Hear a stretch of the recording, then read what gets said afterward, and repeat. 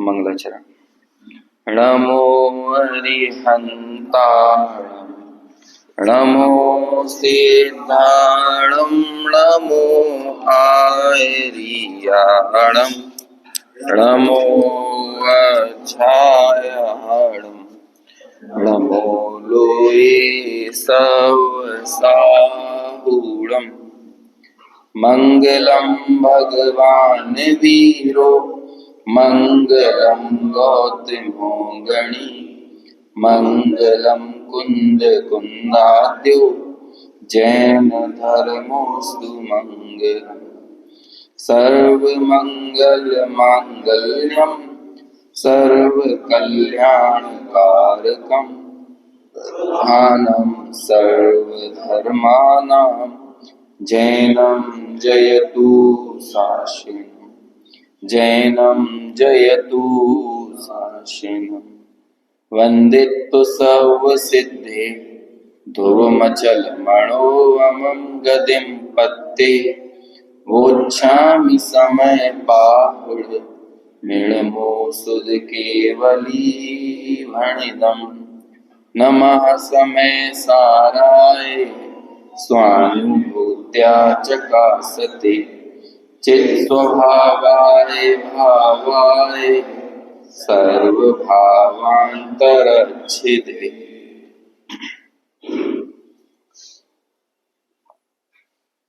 समय सार ग्रंथ की 61 से लेकर 64 तक की गाथाएं, जिनकी टीका पर अपन ने कल चर्चा शुरू की थी। 61वीं गाथा की कल टीका पढ़ते हुए हमने देखा तादात्म्य लक्षण या तादात्म्य संबंध को बताते हुए आचार्य अमृतचंद्र कह रहे थे कि द्रव्य की सर्व अवस्थाओं में जो भाव व्याप्त होते हों वो उसका तादात्म्य संबंध कहलाता है।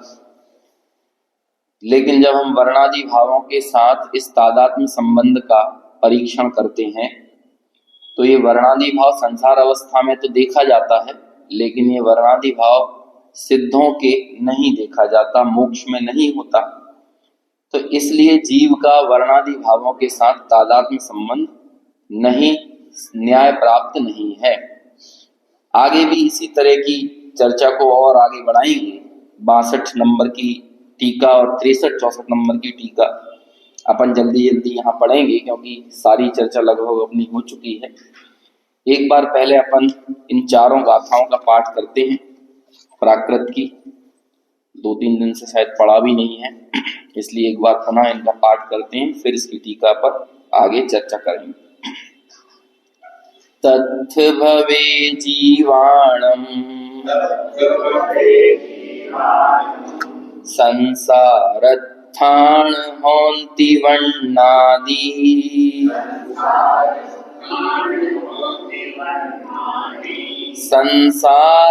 संसारपमुकाणम्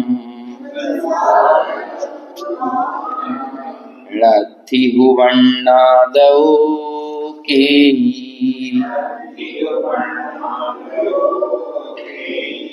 अगली गाथा। जीवो चेव हि एदे सव्वे भावति मन्नसे जदिहि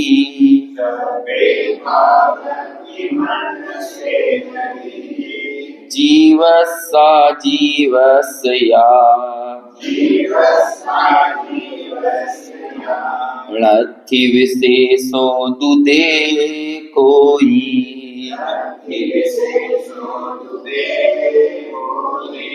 एह संसारत्थानं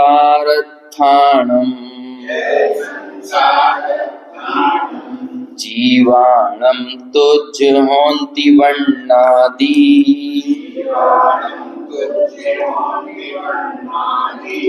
तम्मा संसारत्था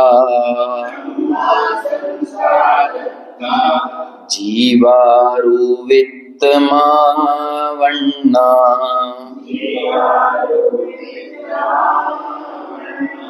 एवं पुग्गलदवं जीवो तह लक्षणेन मूलमदि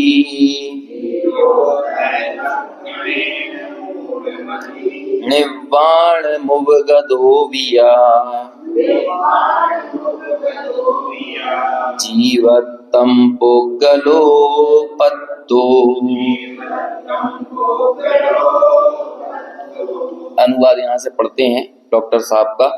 जो जीव है संसार में वर्णादि उनके ही कहे, जो मुक्त है संसार से वर्णादि उनके हैं नहीं, वर्णादिमय ही जीव है। यदि मानो इस तरह तब जीव और अजीव में अंतर करोगे किस तरह। मानो उन्हें वर्णादि में जो जीव है संसार में, तब जीव संसारी सभी वर्णादिमय हो जाएंगे।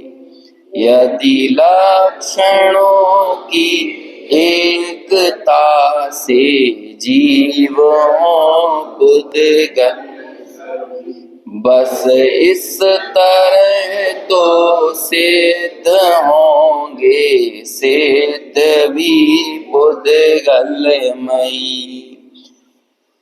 चलिए आगे 65 नंबर की टीका पर निकालते हैं। कल हमने 61वीं टीका देखी थी, अब आगे पढ़ते हैं। लक्षण और लक्ष्य का यहाँ ज्ञान कराया जा रहा है। आत्मा लक्ष्य है, तो उस आत्मा के जीव का लक्षण क्या बनाया जाना चाहिए, बस इस बहुत ही सरल और जीवन उपयोगी बात को हमारे सामने यहाँ आचार्य कुंद और अमृत चंद्राचार्य रख रहे हैं। लक्षण के संबंध में अज्ञान ही सबसे बड़ा अज्ञान है, क्योंकि जब हम सही लक्षण की परख नहीं कर पाएंगे तो सही लक्ष्य तक नहीं पहुंच सकेंगे।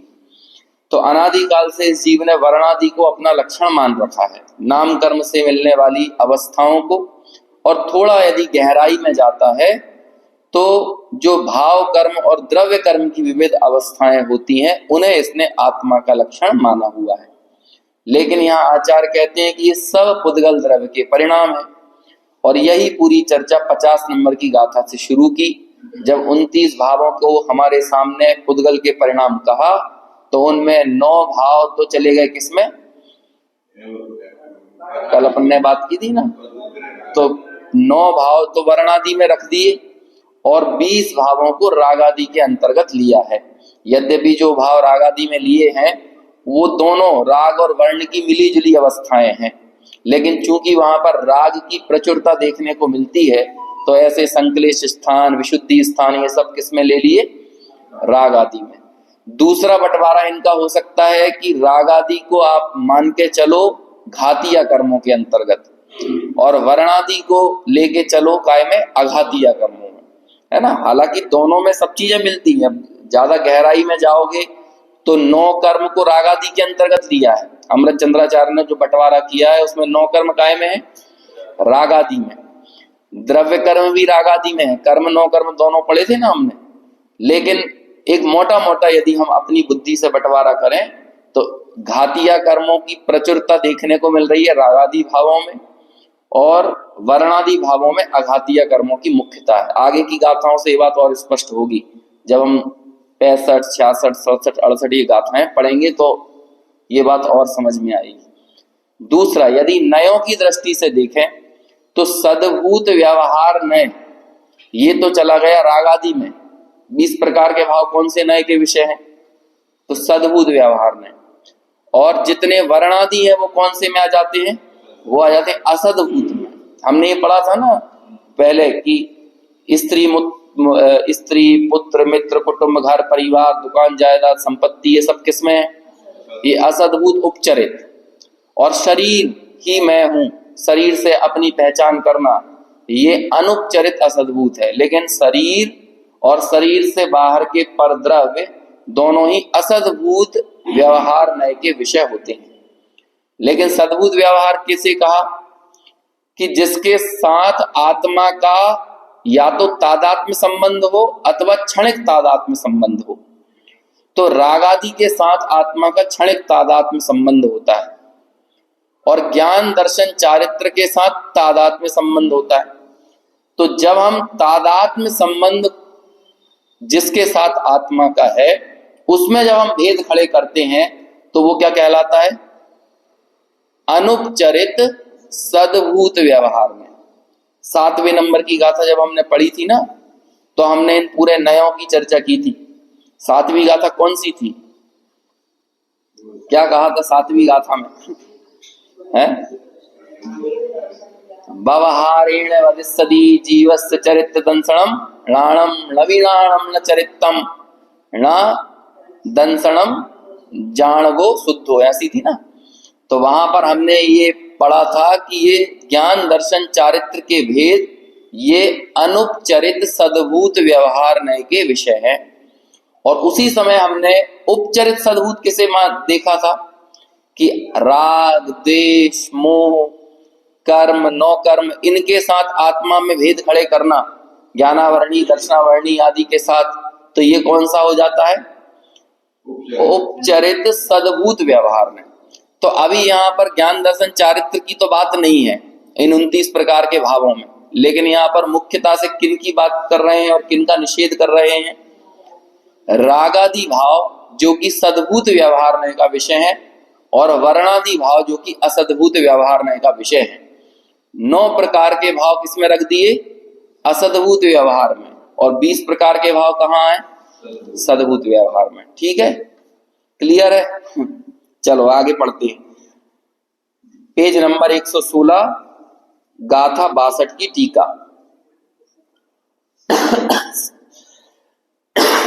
अपन अब जल्दी जल्दी यहाँ पढ़ेंगे क्योंकि सब बातें हो गई हैं। 62, 63, 64 ये तीनों टीका है, तीनों गाथाओं की टीका अपन को देखना है। जैसे वर्णादिक भाव क्रमशः आविर्भाव। अब देखो इन शब्दों को दूसरी बार हमारा इनसे पाला पड़ रहा है। आविर्भाव और तिरोभाव अपन ने इससे पहले कहाँ पढ़ा था? तुम्हारा हो गया, समय सार चल रहा है कोर्स में? अच्छा, तुम्हारा भाई है। वो कंफ्यूजन हो जाता है दोनों में। तो आविर्भाव और तिरोभाव ये शब्द हमने कहाँ पढ़े थे? 15वीं गाथा की टीका में, जब ये कहा था ना सामान्य का हो आविर्भाव और विशेष का हो तिरोभाव। अभी यहाँ पर भी ऐसी बात आ रही है। ये आविर्भाव और तिरोभाव मतलब एक का आना और दूसरे का चला जाना। आविर्भाव मतलब उदय और तिरोभाव मतलब अस्त, है ना। सूर्य का तिरोभाव हो गया मतलब क्या हुआ? रात हो गई, समझ में। और सूर्य का आविर्भाव हो गया तो सुबह हो गई। लेकिन यहाँ पर आविर्भाव और तिरोभाव में क्या कह रहे हैं? विशेषों का तो करो तिरोभाव, विशेषों को तो अपने ज्ञान के पटल से, दृष्टि के पटल से हटा दो, और जो उसमें एक सामान्यपना पड़ा हुआ है उस पर दृष्टि करो। ये 15वीं गाथा में कहा था। अभी यहाँ पर वो प्रकरण नहीं है, अभी तो बस आपको ये बताना कि 2 शब्द फिर से आने वाले हैं, आविर्भाव और तिरोभाव। जैसे वर्णादिक भाव क्रमशः आविर्भाव यानी प्रकट होते हैं, उत्पन्न होते हैं। कौन से भाव? वर्णादिक भाव। वर्णादिक भाव का मतलब यहाँ पर लेना है गुण। भाव शब्द के तीनों अर्थ होते हैं, द्रव्य भी होता है, गुण भी होता है, पर्याय भी होता है। ये तो हमें देखना पड़ेगा कि किस प्रसंग में ये शब्द प्रयोग किया गया है, उस हिसाब से वहां उसका अर्थ निकाला जाएगा। अब ये वर्ण रस गंध इत्यादि, अभी यहाँ पर वो पूरी जो चर्चा चल रही है ये वर्णादि भावों को गुण के रूप में कह रहे हैं, क्योंकि लक्षण से लक्ष्य तक पहुंचना, तो जिसे लक्षण बनाया जाता है ना, तो उसे कौन से लक्षण को बनाया जाता है? जो तादात्म्य गुण हो उसे अपन क्या कहते हैं? गुण। गुण किसे कहते हैं?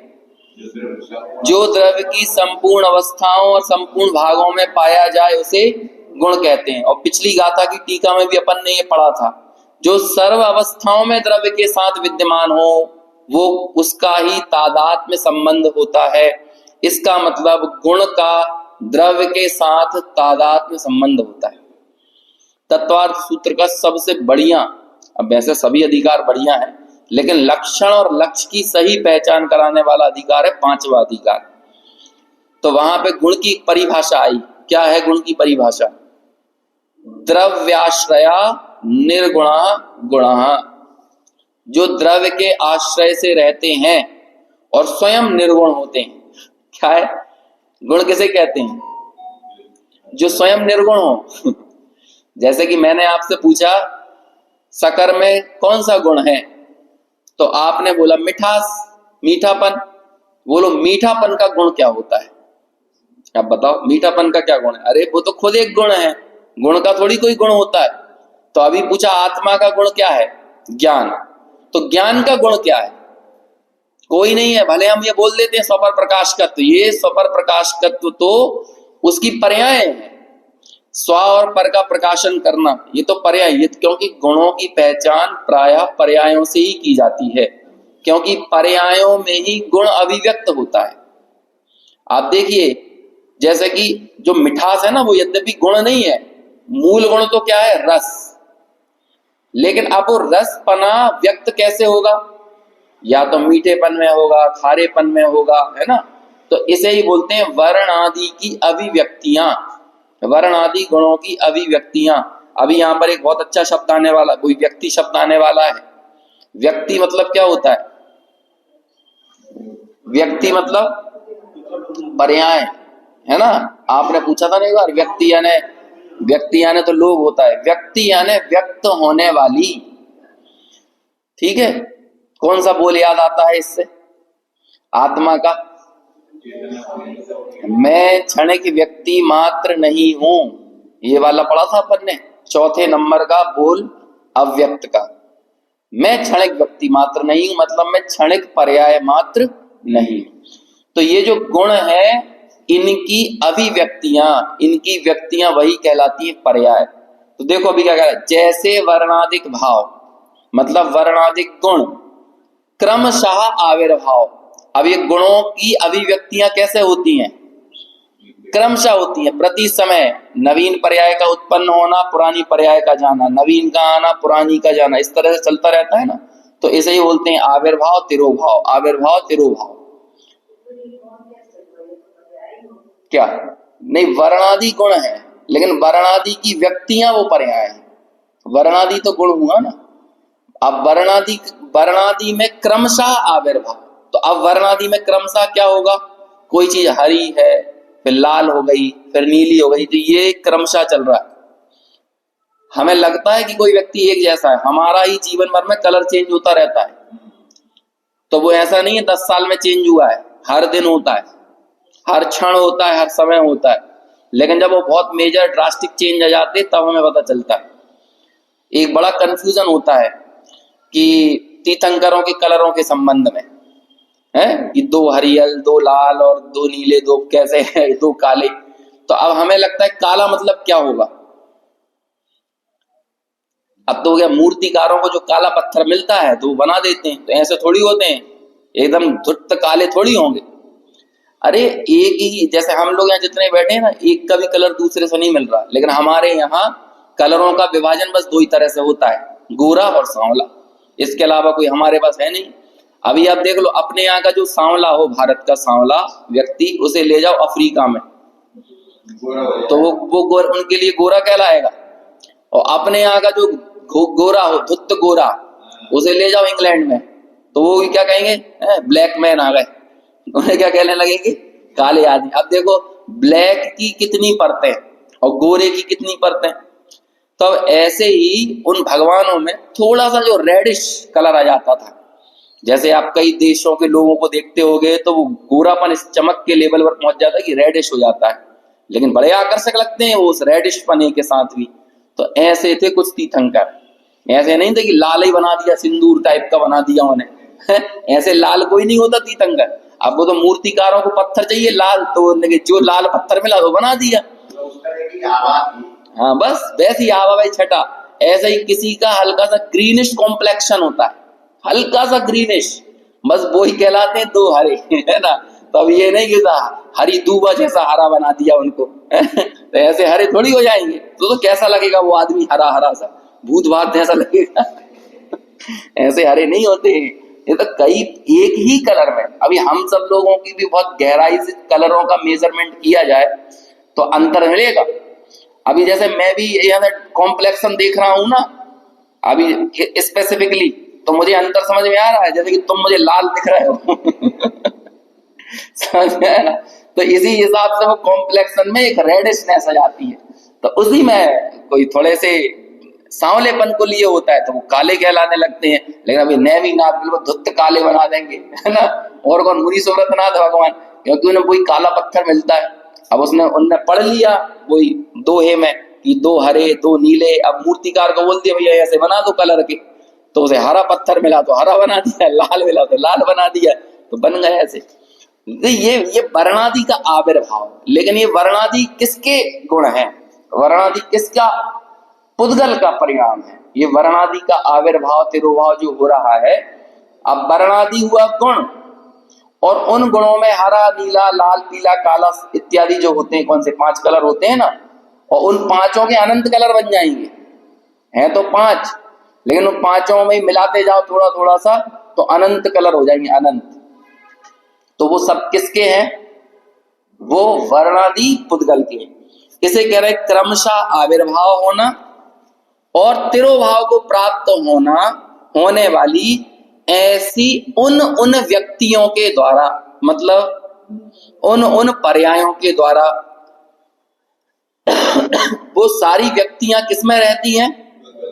पुद्गल द्रव्य के साथ ही रहते हुए पुद्गल का वर्णादि के साथ तादात्म्य प्रसिद्ध करते हैं। मतलब वर्णादि की सारी व्यक्तियां किसके साथ तादात्म्य सिद्ध कर रही हैं? पुद्गल के साथ, है ना। एक बात यहां पर क्लियर, इसका मतलब पुद्गल का लक्षण क्या हुआ? वर्णादि। वर्ण, अब वर्णादि लिया है तो वर्ण भी, रस भी, स्पर्श भी और गंध भी, चारों को लेना है। प्रसिद्ध करते हैं, और एक और शब्द दिया विस्तारते हैं। अब ये विस्तारते शब्द का मतलब क्या होगा? गुणों में होता है विस्तार क्रम और पर्यायों में होता है प्रवाह क्रम। समझ में आया? जैसे आत्मा के अनंत प्रदेशों में जो फैलाव है वो किसका है? वो गुणों का है। तो गुणों का जो फैलाव है प्रदेश प्रदेश में, चप्पे चप्पे में, वो फैलाव कैसा होगा? वो विस्तृत होता है। और काल क्रम के अनुसार जो परिवर्तन परिणमन होता है, एक के बाद एक पर्याय, एक के बाद एक पर्याय, इसमें क्या होता है? प्रवाह क्रम। ये दोनों शब्दों का प्रयोग 99, 100, 101 नंबर की गाथा प्रवचन सार में वहां पर आया है। और गुरुदेव का एक बहुत बढ़िया प्रवचनों पर आधारित एक पुस्तक है, क्या नाम है उसका? पर्याय पर्याय पर्याय क्या नाम है? बहुत अच्छा, बहुत अच्छी एक किताब है, पर्याय स्वभाव या इस तरह का कुछ नाम है, पर्याय स्वभाव, उस नाम से पुस्तक प्रकाशित हुई है। बहुत बढ़िया, बहुत पढ़ो पहली बार में तो लगे कितना सूक्ष्म विवेचन है। ले नहीं, गे स्वभाव ज्ञान स्वभाव तो नहीं है, वो गे स्वभाव ज्ञान स्वभाव है तो क्रमबद्ध पर्याय के ऊपर है। अब वो देखो एकदम से मुंह में रखी हुई बात भी याद नहीं आती, अब अचानक याद आ जाएगी तो बता देंगे। तो उसमें ये 99, 100 और 101 नंबर की गाथाओं पे प्रवचन है, और उसमें इसी का विवेचन है पूरा, विस्तार क्रम का, प्रवाह क्रम का, उत्पाद का, व्यय का, द्रव्य का, यही पूरा विवेचन किया गया है। तो वहां पर एक बात आती है कि ये जो विस्तार होता है वहां पर सिद्ध करना है पर्यायों की क्रमबद्धता।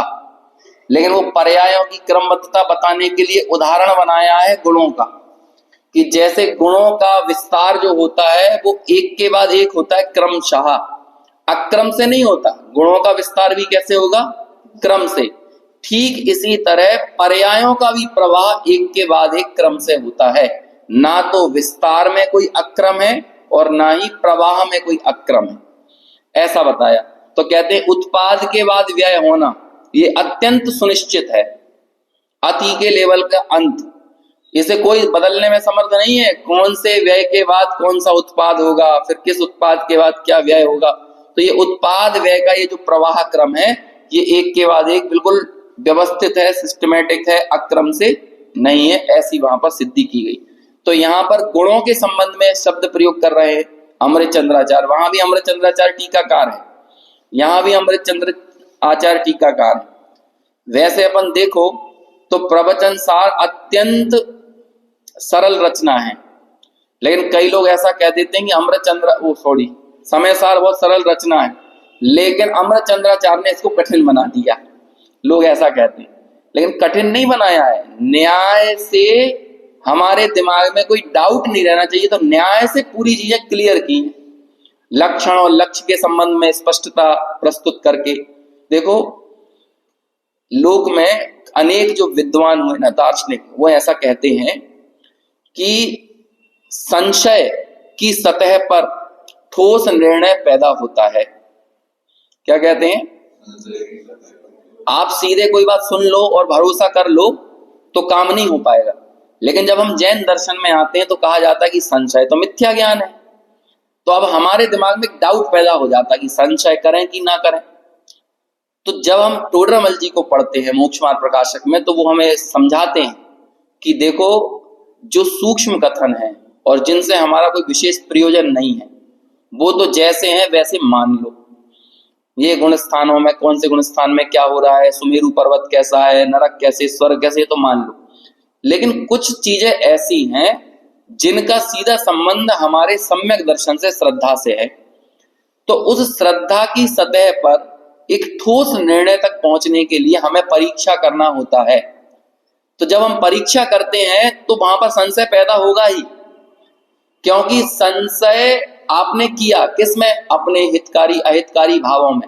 अभी आप सीधे इस बात को मानकर बैठ गए, अब वो तो जो हो रहा है तो ठीक है, हमें ज्यादा सोचने की जरूरत नहीं है। लोग बागों को सरल धर्म, कोई क्रिया विशेष पकड़ा दो और उसमें ज्यादा क्वेश्चन मार्क मत लगाओ, तो ऐसा धर्म हर कोई स्वीकार कर लेता है। लेकिन जब व्यक्ति की क्रियाओं के ऊपर सवाल खड़े कर दो तो लोगों को बड़ी समस्या खड़ी होती है कि तुम ऐसा क्यों कर रहे हो। तो जब हम ऐसा क्यों कर रहे हो, ये जो प्रश्न खड़े करते हैं ना, तो इन प्रश्नों में हमारी क्रियाओं पर, हमारी विचारधाराओं पर, हमारे भावों पर एक संशय खड़ा करते हैं कि इससे हमें अल्टीमेटली मिला क्या। और जब आप इस मिला क्या के प्रश्न के उत्तर खोजने जाते हो, मेरा फलानी चीज से संबंध क्या, इस प्रश्न का उत्तर खोजते हो, मैं कौन हूं, मेरा स्वरूप क्या है, ये अवस्था क्यों बन रही है, तरह तरह के अभी जितने प्रश्न हम कर रहे हैं इनमें हमने संशय खड़ा किया कि नहीं। और जब इन संशय को खड़े करते हैं तो टोडरमल जी इस पूरी प्रक्रिया को कहते हैं परीक्षा, और कहते हैं तत्व निर्णय में, तत्व विचार में परीक्षा सबसे प्रधान है। तो अब परीक्षा करने के लिए आपको संशय करना पड़ा कि नहीं। ऐसे संशय के धरातल से, यानी संशय की भूमि से आप निर्णय के आसमान तक पहुंचते हो। समझ में आया? निर्णय तक पहुंचने के लिए क्या जरूरी हो गया। तो वो जो लौकिक लोग, लौकिक जो विद्वान कह रहे हैं, वो एकदम गलत नहीं कह रहे हो, उन्होंने प्रश्न खड़े किए।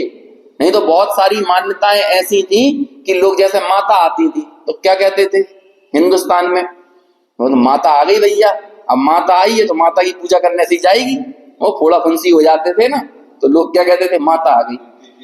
हाँ, अब जब तक यदि संशय ना किया जाता तो चेचक की दवा कैसे निकलती संशय खड़ा करना पड़ा ना। तो लौकिक उन्नति, तरक्कियां, नवाचार, इनोवेशन, आविष्कार, ये जितने जो कुछ भी हुए हैं, ये भी संशय की जमीन पर ही हुए हैं।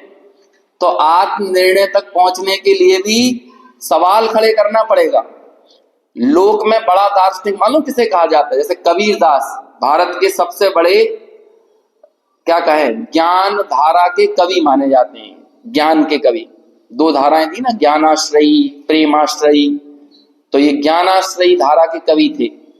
तो उन्हें, उनके बारे में एक समीक्षक ने कहा, कबीरदास जी उत्तरों के कवि नहीं है, प्रश्नों के कवि हैं। उन्होंने प्रश्न खड़े किए। अब कोई भी भैया जब जैसे उन्होंने मुसलमानों से प्रश्न किया कि अल्लाह तो चींटी की आवाज भी सुन सकता है, तो तुम मस्जिद पे ऊपर चढ़ के बांग क्यों दे रहे हो? समझ में आया ना? तो कबीरदास जी ने प्रश्न किया। ऐसे ही बहुत सारे जो उनकी कविताएं हैं उसमें क्वेश्चन मार्क लगाया, क्वेश्चन मार्क। तो उन्हें कहा कि उत्तरों के कवि नहीं है, सवालों के कवि हैं। क्या है कि जब व्यक्ति सांप्रदायिकता की आग में झुलस रहा होता है तब समस्या क्या होती है, वो सोचता विचारता नहीं है। जैसे कि लोक में ये नेता लोग क्या करते हैं, सबको एक धर्म का नशा दे दो और सबके हाथ में पत्थर दे दो, डंडे दे दो। अब ज्यादा दिमाग मत लगाना कि मैं इसको क्यों मार रहा हूं, है ना, मुझे ऐसा करना चाहिए कि नहीं करना। यदि वो सोचने लगेगा तो करेगा नहीं, क्यों, ज्ञान का ये स्वभाव है, निर्णय करने का ये स्वभाव है कि आपके अंदर से कट्टरता चली जाती है और स्वयं स्यादवाद पैदा हो जाता है। तो जब आप सोचने लगोगे, निर्णय करोगे, अपनी क्रियाकलापों के ऊपर संशय खड़ा करोगे, तो आप किसी ठोस, व्यवस्थित, हितकारी जवाब तक पहुंच सकते हो। आपको दुनिया से जवाब नहीं चाहिए, जवाब तो आप खुद निकालोगे अपने भीतर से, लेकिन आपको ईमानदारी से एक प्रश्न खड़ा करना पड़ेगा अपने सामने। ऐसा ही काम यहाँ पर आचार्य अमृतचंद्र कर रहे हैं कि तू अनादि काल से अपना लक्षण वर्णादि को मानता है, वर्णादि मेरा स्वभाव है, वर्णादि। तो बहुत आराम से समझा रहे हैं, देख तूने वर्णादि को अपना स्वभाव कहा, लेकिन हम वर्णादि को क्रमशः आविर्भाव और तिरोभाव होते हुए तो कहां देखते हैं, पुद्गल में देखते हैं। जबकि जीव में सिद्ध अवस्था में तो वर्णादि दिखता नहीं है, मुक्त अवस्था में तो हमें वर्णादि दिखते नहीं है। यदि तेरा वर्णादि के साथ तादात्म्य संबंध होता तो ये वर्णादि कहाँ होने चाहिए थे, सिद्धों में भी होने चाहिए थे। बस इतनी सी बात कर रहे हैं। अभी इस गाथा की जब टीका समाप्त करेंगे ना, तो कहेंगे यदि तूने वर्णादि को जीव का स्वभाव मान लिया तो जीव के ही अभाव का प्रसंग आएगा। और पंडित जयचंद जी छाबड़ा मालूम क्या लिखेंगे, तू अपने को जीव नहीं मानता था तो ये तो दोष था, लेकिन इस पूरे विश्व में जीव की सत्ता ही नहीं होती, ये महादोष है। जब तू ये मान लेगा ना, क्योंकि जीव का अभाव कर दिया तूने वर्णादि को जीव का स्वभाव मानकर, तो महादोष क्या किया। हम जीव और अजीव में अंतर करें अब किस तरह, अपन पढ़ रहे थे ना ये वर्णादिमय ही जीव है तुम यदि मानो इस तरह, तब जीव और अजीव में अंतर करोगे किस तरह। ये अपन ने अभी अनुवाद पढ़ा, अभी मैंने स्क्रीन बंद कर दी, मैं यहां से देख के पढ़ रहा हूं, समझ में कैसे करोगे, बस छोटा सा सवाल है। तो ये महादोष है। एक शब्द प्रयोग होता है दर्शन शास्त्र की भाषा में, प्रच्छन्न। कौन सा शब्द है, क्या होता है प्रच्छन्न का मतलब?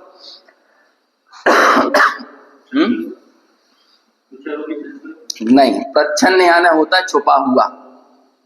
क्या होता है, छुपा हुआ। जैसे कि कई लुटेरे तो सीधे डंकी की चोट पे आपको लूटने आएंगे, और कई लोग आपके बगल में एकदम दोस्तों की तरह बैठे रहेंगे, लेकिन वो चुपचाप से जब आपको नींद का झटका लगेगा रात में ट्रेन के अंदर, तो चुपचाप से आपका पर्स है, सूटकेस है, बैग है, मार के चले जाएंगे। तो बोलो वो दोस्त था कि प्रच्छन्न चोर था? हमने उसके साथ थोड़ी देर पहले लंच शेयर किया अपना, थोड़ी देर पहले हमने शाम का खाना शेयर किया, अपनी बोतल से उसको पानी पिलवाया, लेकिन जहां आपको थोड़ी सी झपकी लगी, अब बोलो खतरनाक कौन होता है, कौन होता है? अब उसके लिए दो शब्द प्रयोग करो, या तो कहो वो प्रच्छन्न दोस्त था, है ना, या फिर आप कह दो कि प्रच्छन्न चोर था। तो वो दोस्त नहीं था, वो प्रच्छन्न चोर था। तो ये जो प्रच्छन्न व्यक्ति होता है ना, छुपा हुआ चोर, जैसे लोक में चलताऊ भाषा में बोलते हैं कंबल ओढ़ के घी पीने वाले। ये समझ गए क्या होता है? बाहर से तो गरीब दिखते हैं वो, लेकिन भीतर से क्या करेंगे, वो कंबल ओढ़ के घी पिएंगे अंदर में, दूसरों के सामने अरे आप कुछ नहीं है, हमारे पास तो गरीबी चल रही है बहुत, हमारे पास कुछ नहीं है, ऐसा करेंगे। कंजूस टाइप के लोग होते हैं ना, लेकिन पीछे पीछे क्या करेंगे। कई बार आप लोगों ने पेपरों में पढ़ा होगा कि वो बस का कंडक्टर था, लेकिन जब उसका छापा पड़ा तो उसके 80 करोड़ रुपए निकले। वो कंडक्टर था, दो तरह की चप्पलें पहनता था। दो तरह की चप्पल, समझ गए? मान के चलो एक नीली चप्पल है तो एक लाल चप्पल पहन के घूम रहा है, ठीक है ना, अलग अलग पैरों में अलग चप्पल, पजामा पूरा नीचे तक नहीं होगा, ऊंचा पजामा पहन के घूम रहा है ना, ऊंचा ऐसा घूमेगा। लेकिन बाद में पता चला ये तो भैया ये तो प्रच्छन्न करोड़पति था, ये तो गरीबी का ढोंग कर रहा था। ये प्रच्छन्न व्यक्ति सबसे खतरनाक होते हैं। तो आचार्य मालूम जब ये क्या कहेंगे, आत्मा आत्मा की बात तो खूब करो, लेकिन अपने को मानो वर्णादिमय। तो आचार्य कहेंगे तुम सब प्रच्छन्न चार्वाक हो।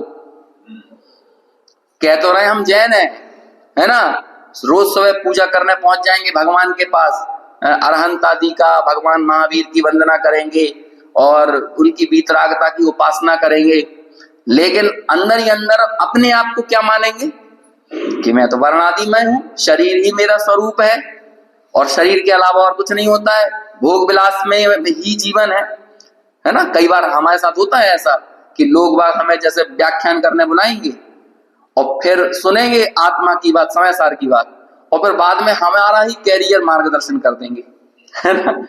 मतलब तुम भले कितने ही समय सार सुनाओ, बाकी असली दम तो हमारे जीवन में है, तुम्हारा इन्वेस्टमेंट ऐसा होना चाहिए, फिर ऐसा ऐसा करो। तो ये सब कौन है? बड़े बड़े बहुत आयोजन किए, बहुत बड़े शिविर लगवा दिए। अब ये शिविर लगवाना, ये सब काम करना कौन का होता है? श्रेष्ठियों का होता है। लेकिन वे सारे श्रेष्ठियों की सबसे बड़ी समस्या ये होती है कि वे शिविर लगवा के खुद समय सार सुनने नहीं बैठते, और लगा है समय सार का शिविर, और फिर आ जाएंगे बाद में माइक पर बोलने के लिए शिविर के समापन में और शिविर के उद्घाटन में, और बाकी समय सार सुनने कोई लेना देना नहीं है। ये सब जैन नहीं है, ये सब प्रच्छन्न चार्वाक हैं। समझ में आया? जो अल्टीमेटली चाहे सामने समय सार सुनाने वाले कुंद कुंद की बात करो, चाहे अमृतचंद्र की करो, लेकिन भीतर में यही मान के बैठे हुए हैं कि सबसे श्रेष्ठ तो हम ही हैं, सबसे श्रेष्ठ तो हमारी जो कोठियां हैं, हमारे जो बंगले हैं, हमारी जो क्या कहते हैं धन संपत्ति वैभव है, यही सबसे ज्यादा जीवन का मूल सार्थकता है। तो ये कौन है? जब आचार्य अमृतचंद्र और आचार्य कुंद कुंद का हंटर चलेगा ना, जब तक भगवान भगवान बोल रहे हैं तब तक तो ठीक है, लेकिन जब उनका थोड़ा सा क्या कहेंगे संजुलन कषाय का तीव्र उदय होगा तब तो कहेंगे हे आत्मपंसन, तब कहेंगे हे प्रच्छन्न चार्वाकों, हे प्रच्छन्न बौद्धों। जो कई बार ऐसा होता है ना, ये जो आतंकवादी होते हैं इन्हें भी क्षणिकता का बोध कराया जाता है आतंकवादी बनने के लिए। अरे तुम क्या इस शरीर का मोह कर रहे हो, दीन के लिए समर्पित हो तो बढ़िया छाती पे बम बांध के और घुस जाओ बिल्डिंग के अंदर तो तुम्हें दीन मिलेगा। तो उन्हें भी अनित्यता का बोध करवाया जाता है, और अनित्यता का बोध करवाया, बोलो वो कैसा अनित्यता है? जिस अनित्यता में जैसे कि कई बार आलोचना ऐसे की जाती है, कोई कोई युद्ध के क्षेत्र में समर्पित करना है तो उसे क्या कहेंगे, अरे तुम तो लड़ जाओ, जीवन तो थोड़ा ही है, लड़ो मरो। अब किसी को जीवन की क्षणिकता का बोध कराकर लड़ने के लिए प्रेरित यदि किया जाए तो बोलो वो क्या हो जाएगा, वो कैसी स्थिति कहलाएगी? कहते ये तुम जैनों के वेश में क्षणिकता की बात करके लड़ाई झगड़े की बात कर रहे हो ना, ये प्रच्छन्न बौद्धता है। समझ में आया? ऐसे ही प्रच्छन्न बौद्ध, प्रच्छन्न चार्वाक, इन सब की आचार्यों ने जब मैं आत्मा हूं ये निर्णय नहीं होता तो उन्हें इस तरह से अब क्या करें? आचार्य के लिए अपशब्द क्या है? अज्ञानी को लिए किन अपशब्दों से उसको महिमा मंडित करें? कौन से अपशब्द हैं? वो यही कहेंगे तुम जैन जैन कर रहे हो, आदिनाथ महावीर स्वामी के गीत गा रहे हो, लेकिन तुम अपने आप को शरीर मानकर बैठे हुए हो, तो प्रच्छन्न चार्वाक होगी नहीं। तुम्हें लग तो यही रहा कि विषय भोगों में ही सुख है। ये यहाँ पे कहेंगे जब आपने जीव मात्र की सत्ता से इंकार कर दिया तो जीव की सत्ता को एक ही दर्शन नहीं मानता। 9 दर्शनों में कौन कौन से 9 दर्शन? एक तो 6 दर्शन है सनातन के, और एक है जैन दर्शन, एक है बौद्ध दर्शन और एक है चार्वाक दर्शन। ये 9 दर्शन भारतीय दर्शन कहलाते हैं। तो इन 9 दर्शनों में जीव की सत्ता सिर्फ एक ही दर्शन नहीं मानता। कौन? चार्वाक। अब जब आपने अपने को जीव नहीं माना, इसका मतलब क्या हुआ कि आपने जगत के जीव मात्र की सत्ता का अभाव कर दिया। तो हम सब कौन हो गए? प्रच्छन्न चार्वाक। समझ में आया? बच्चों के लिए एक कहानी सुनाई जाती है भेड़िए वाली, भेड़िए और है ना, 3 शिप एंड 1 भेड़िया, है ना, इस तरह की एक कहानी है ना। तो उसमें क्या करता है, वो जो भेड़िया है बीच बीच में लवादा उड़ के भी आता है ना। तो वो उसके लिए दरवाजा, पहले तो दरवाजा नहीं खोलते कि भेड़िए से बचने के लिए वो कौन सुअर के बच्चे हैं जो भी हैं, वो पहले दरवाजा नहीं खोलते, फिर वो सुअर का ही वेश धारण करके आता है। इस तरह की कोई कहानी है। तो वह वही वेश धारण करके आता, तो उन्होंने गेट में से देखा, अरे ये तो हमारा आदमी है। तो जैसे ही वो गेट खोलते हैं तो वो लबादा हटा देता है। तो कहते हैं ये जो भेड़िया वृत्ति है ये अच्छी नहीं है, ऐसा ये प्रच्छन्न चार्वाकपना है, ये अच्छा नहीं है, ये महादोष है। देखो इसका भावार्थ पढ़ो, अभी अपन ऊपर की टीका तो पढ़ेंगे, 117 नंबर के पेज में भावार्थ पढ़िए इसका। जैसे वर्णादिक भाव पुद्गल द्रव्य के साथ तादात्म्य स्वरूप है, उसी प्रकार जीव के साथ भी तादात्म्य स्वरूप हो तो जीव पुद्गल में कुछ भी भेद ना रहे, और ऐसा होने पर जीव का अभाव ही हो जाए, तो यह कौन सा दोष है? तो इससे महादोष आ जाता है। सोचो, अपने आप को आत्मा नहीं मानना ये कितना बड़ा दोष है। हमने जीव मात्र की सत्ता से इंकार कर दिया।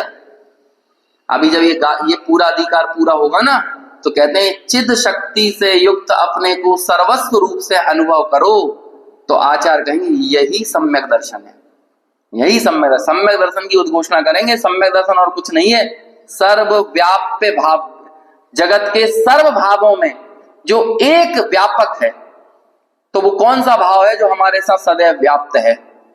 तो ज्ञान भाव है, जिसे तादात्म्य लक्षण कह रहे हैं।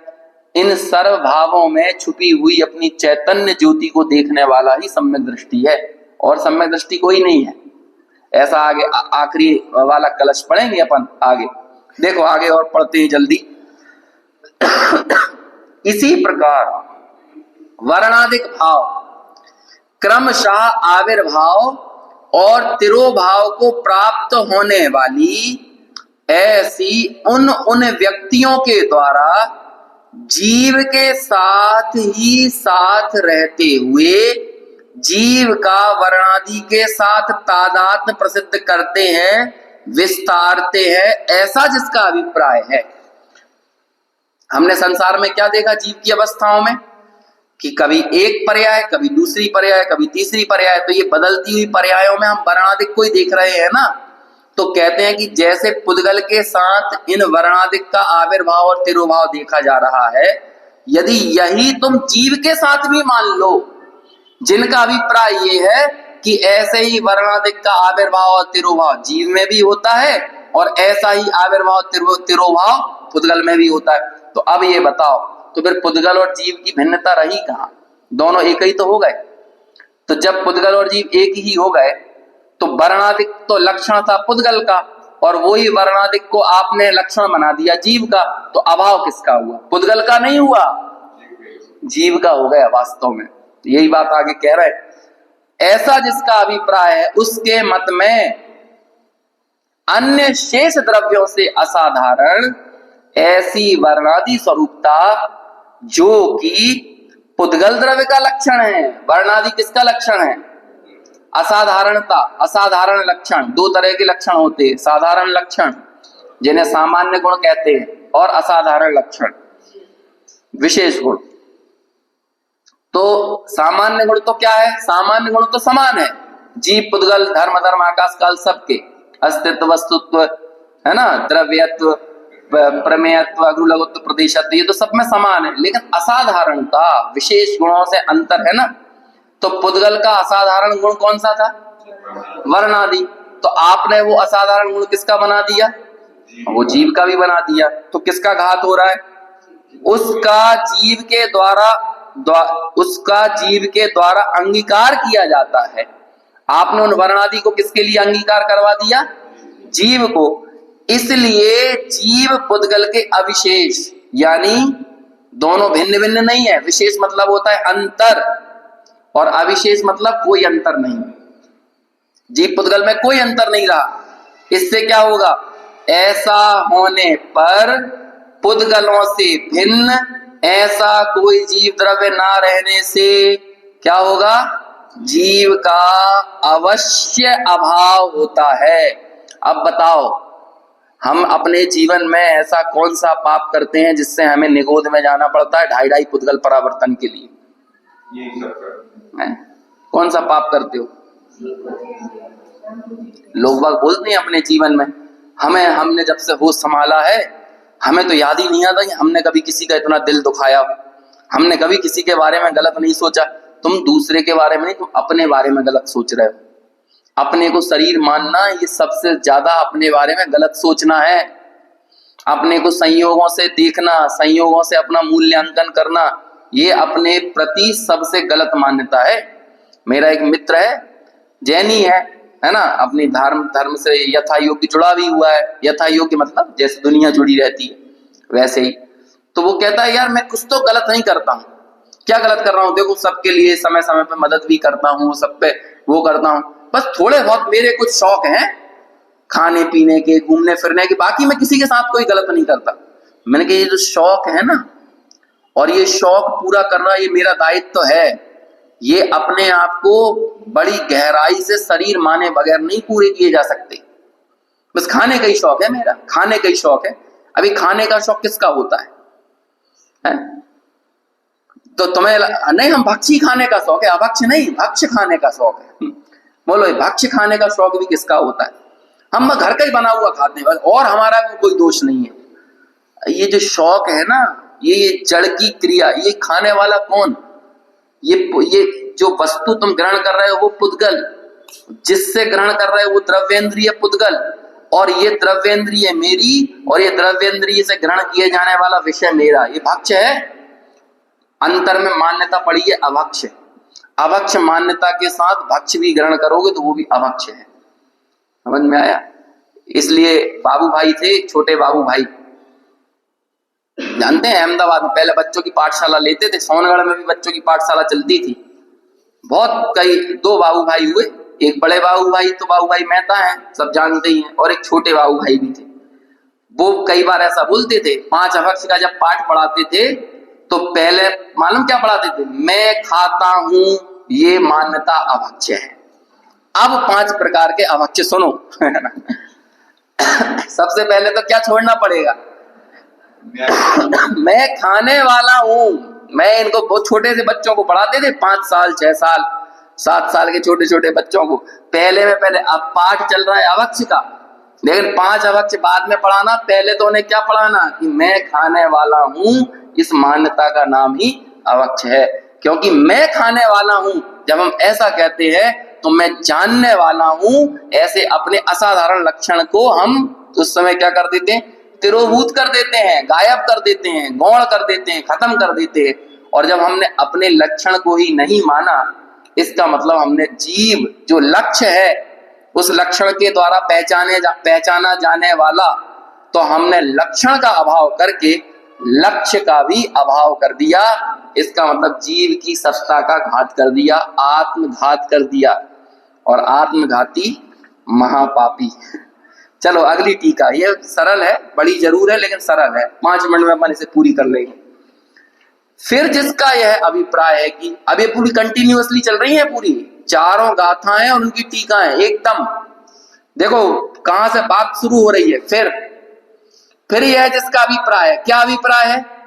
कि जीव का और अजीव का दोनों का लक्षण एक ही है, पुद्गल का और जीव का लक्षण एक ही है। जिसका यह अभिप्राय है कि संसार अवस्था में जीव का वर्णादि भावों के साथ तादात्म्य संबंध है, जो ये मान के चलता है। अभी वो क्या बोल रहा है? ठीक है भैया, मोक्ष में तो तादात्म्य नहीं है, लेकिन संसार में तादात्म्य है कि नहीं? तो कहते हैं हम तुम्हें तादात्म्य समझा के आए ना, 61 नंबर की गाथा की टीका में हमने समझाया ना, तादात्म्य तुम्हें समझ में नहीं आती बात। क्या समझाया? जो सर्व अवस्थाओं में रहे वो तादात्म्य है। और तुम यहां पर क्या निकाल के ला रहे हो? संसार अवस्था में जीव का वर्णादि भावों के साथ तादात्म्य संबंध है। उसके मत में, उसकी मान्यता में संसार अवस्था के समय वह जीव अवश्य रूपित्व को प्राप्त होता है, और रूपित्व तो किसी द्रव्य का शेष द्रव्यों से असाधारण ऐसा लक्षण है। हमने बता दिया ना, 3 सूत्रों की अपन ने बात की थी पहले दिन। कौन कौन से? उपयोगो लक्षणम, रूपिणा पुद्गला और संसारिणा मुक्ताश्च। बस इन 3 सूत्रों पे ये 4 टीका लिख दी, 4 गाथाओं की टीका लिख दी है। और रूपित्व तो किसी द्रव्य का शेष द्रव्यों से असाधारण ऐसा लक्षण है, इसलिए रूपित्व लक्षण ही, रूपित्व लक्षण से लक्षित, लक्षित मतलब लक्ष्य रूप होने वाला जो कुछ हो वह जीव है। अब हमने क्या मान लिया? जो रूपित्व है वो जीव है, जो रूपित्व है वो जीव है, जो रूपित्व है वो जीव है। ठीक है ना, आचार्य ऐसे ही करते स्टैब्लिश। हाँ तुमने मान लिया ना, जो रूपी है सो जीव, जो रूपी है सो जीव। अब देखो आओ आओ इधर, अभी तुम्हारी धुनाई करते हैं जो तो रूपित्व को जीव का लक्षण मानते हो, अभी सुनो। इसलिए रूपित्व से लक्षित जो कुछ है वही जीव है। रूपित्व से लक्षित तो कौन होता है? तुमने क्या मान लिया? संसार अवस्था में तुम्हें रूपीपना देखा तो तुमने रूपित्व को क्या मान लिया? जीव का लक्षण। जीव हो गया लक्ष्य और लक्षण उसका क्या हो गया? रूपीपना। जबकि ये रूपीपना तो किसका लक्षण है? पुद्गल का। और तुमने यहाँ क्या कहा? रूपी जीव का लक्षण है। तो कह रहा है रूपित्व से लक्षित तो कौन होता है? पुद्गल द्रव्य है। इस प्रकार पुद्गल द्रव्य ही स्वयं जीव है, किंतु उसके अतिरिक्त दूसरा कोई जीव नहीं है। तुमने ये मान लिया, क्या हो गया? पुद्गल ही जीव है। क्योंकि रूपित्व को तुमने जीव मान लिया ना, तो तुमने किसे जीव बना दिया? पुद्गल को जीव बना दिया। ऐसा होने पर देखो हमें समझ में नहीं आ रहा, आचार्य अमृतचंद्र इतने क्या कहें मजे मजे में तमाचे लगाए जा रहे हैं। पहले कह दिया तूने जीव का अभाव कर दिया, और अब मालूम क्या करे? तू सिद्धों को नहीं मानता। तू कितने इड़मो सिद्धाड़म बोल ले, नहीं मानता, क्योंकि तू सिद्धों को भी रूपी बनाने पे तुला हुआ है। क्योंकि जीव का तूने असाधारण लक्षण रूपी बना दिया ना, तो जीव भी, सिद्ध भी तो जीव हैं, तो उनका भी असाधारण लक्षण क्या हो जाएगा? उनका भी रूपी लक्षण हो जाएगा। ऐसा होने पर मोक्ष अवस्था में भी पुद्गल द्रव्य ही स्वयं जीव सिद्ध होता है, क्योंकि तूने रूपीपने को तादात्म्य लक्षण बना दिया है। किंतु उसके अतिरिक्त अन्य कोई जीव सिद्ध नहीं होता। यहाँ दो सिद्ध, एक तो सिद्ध वाले सिद्ध और एक प्रूव्ड, इट्स प्रूव्ड, प्रूव्ड वाला सिद्ध। क्योंकि सदा अपने स्वलक्षण से लक्षित ऐसा द्रव्य सभी अवस्थाओं में हानि अथवा ह्रास को ना प्राप्त होने से क्या होता है? अनादि अनंत होता है। स्वलक्षण वही है कि जो लक्षण की कभी हानि ना हो और जिसका कभी लाभ ना हो, वो लक्षण है।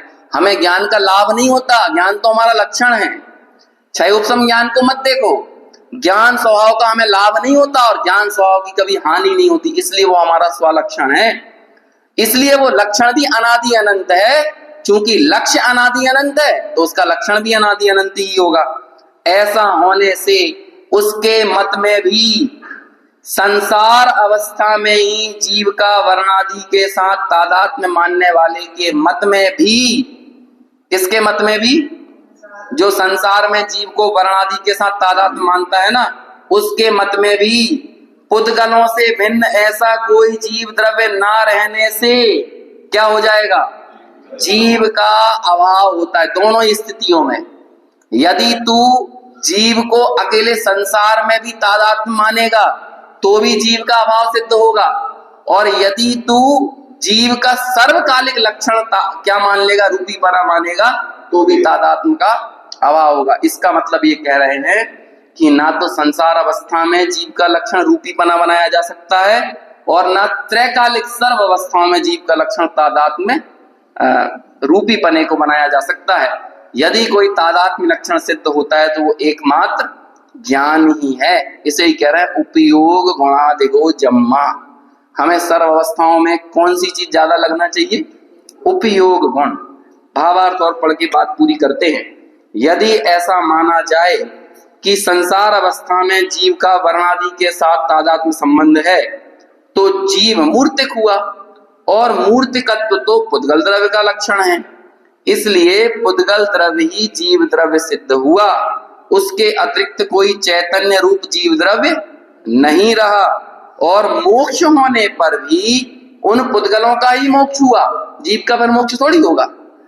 इसलिए मोक्ष में भी पुद्गल ही जीव ठहरे, अन्य कोई चैतन्य स्वरूप जीव नहीं रहा। इस प्रकार संसार तथा मोक्ष में पुद्गल से भिन्न ऐसा कोई चैतन्य रूप जीव द्रव्य ना रहने से जीव का ही अभाव हो गया। इसलिए मात्र संसार अवस्था में ही वर्णादि भाव जीव के हैं, ऐसा मानने से भी जीव का अभाव ही होता है। और ऐसे इस जीव मात्र का अभाव करने के दोष से बचने के लिए अपने को उपयोगवान मानना अत्यंत आवश्यक है। खेमचंद भाई कहते थे कि वो अन्य जीवों के बारे में कहते थे कि तुम्हें ये समझ में नहीं आ रहा ना आज कि ये आलू के अंदर जीव हैं। हम ये कहते हैं ना, कौन कौन मानता है आलू में जीव है, निगोद में जीव है, वृक्षों में जीव है, नहीं मानते ना। तो कहते चिंता ना करो, तुम्हारा ये अपराध तुम्हें उस दशा में ले जाएगा जहां ये पूरी दुनिया तुम्हें जीव नहीं मानेगी, है ना। तो इससे भी थोड़ा सा और 2 कदम आगे बढ़कर फिर दादा कहते थे कि वो तो उन जीवों को जीव मानने के लिए जोर देते थे, कहते थे कि तुम्हें आज संपूर्ण योग्यताएं पात्रताएं प्राप्त हुई हैं कि हम अपनी इस अवस्था में अपने आप को जीव मान लें, और यदि आज हम अपने आप को जीव नहीं मानेंगे तो कल को पूरा विश्व हमारे जीवत्व पने की सत्ता से, हमारे स्वलक्षण से इंकार करेगा। जैसे कि आज हम उन निगोदिया जीवों को जीव नहीं मानते ना, तो ऐसी निगोद अवस्था में चले जाएंगे जहां पूरी दुनिया हमें नहीं मानेगी कि हम जीव हैं। इसलिए सर्व प्रकार से इन संसाधनों का, इन साधनों का, इस पुण्योदय का सदुपयोग करके मैं आत्मा हूं इस बात की स्वीकृति होना ही चाहिए।